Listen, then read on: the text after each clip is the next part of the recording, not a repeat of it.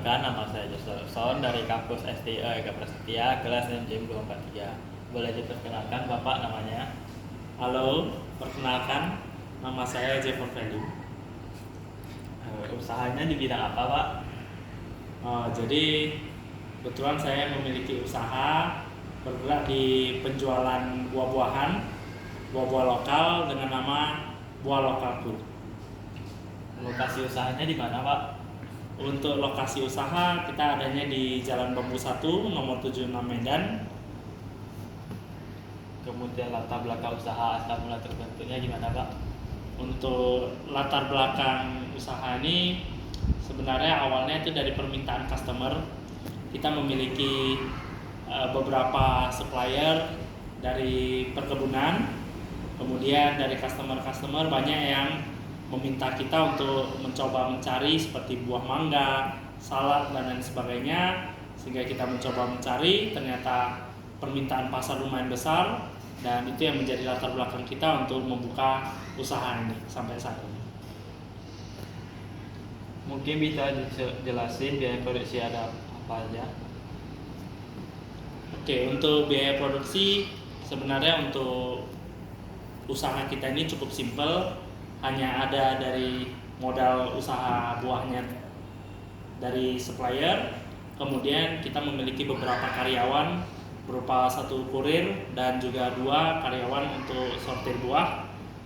Kebetulan kita memiliki tempat sendiri sehingga itu tidak ada biaya tambahan, namun yang harus kita bayarkan hanya untuk biaya listrik dan juga biaya air, PPD air. Dan penetapan harga jualnya gimana Pak? Untuk penetapan harga jual yang harus kita pertimbangkan itu dari biaya modal itu sendiri, kadang bisa naik, kadang bisa turun. Kemudian kita memiliki biaya berupa gaji karyawan dan juga uang listrik dan uang air tersebut. Dari biaya-biaya itu kita tambahkan 30% yang ditetapkan sebagai harga jual buah-buahan kita. Terus pendapatan kira-kira bulanannya berapa Pak? Untuk pendapatan sebenarnya tidak pasti karena itu tergantung dari permintaan customernya. Jika permintaan tersebut banyak, maka penjualan kita, omset kita pasti akan meningkat. Untuk pendapatan itu 30% dari harga omset dan sekitar kira-kiranya per bulan mungkin bisa sekitar 10 juta. Terus tantangan dan ancaman usaha apa saja yang akan Bapak hadapi? Untuk tantangan dan ancaman sebenarnya banyak, namun tantangan yang paling besar itu dari supplier buah.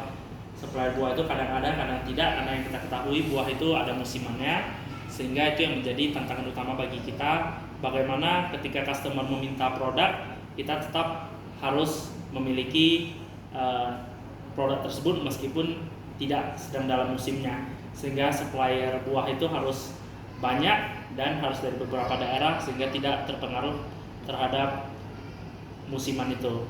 Kemudian yang kedua, tantangan yang cukup berarti yaitu dari segi karyawan, karena ada karyawan yang tidak hadir, itu juga menghambat dari produksi kita. Dan untuk ancaman sebenarnya tidak terlalu banyak karena untuk buah-buahan ini secara marketnya masih cukup besar, permintaan pasar masih cukup besar, dan untuk buah-buahan ini konsumen juga tetap mau nggak mau tak harus makan, apalagi di dalam situasi seperti ini. Sehingga untuk ancamannya tidak terlalu berarti, hanya dari tantangan itu sendiri. Serta peluang usaha kedepannya gimana Pak?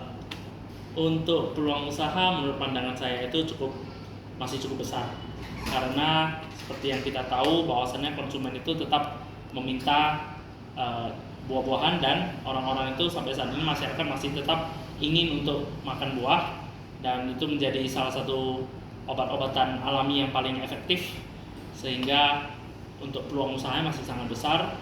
Namun untuk balik lagi ke supplier yang terbatas, jadi barangnya terbatas tapi permintaannya cukup besar, sehingga peluang usahanya masih sangat-sangat besar ke depannya.